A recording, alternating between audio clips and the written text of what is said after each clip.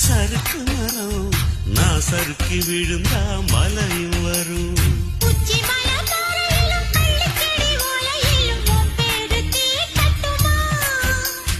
உச்சி முதல் பாதம் வரை ஒன்ன தொட்டு உடம்பெங்கும் கைரேகை சூட்டட்டுமா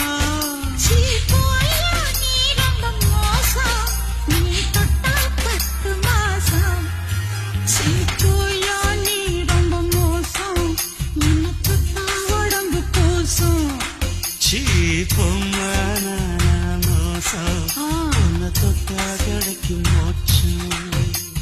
வெள்ளரிக்க தோட்டத்தில வெள்ள முயல குடிச்சு வெள்ளோட்ட பார்க்க போறியா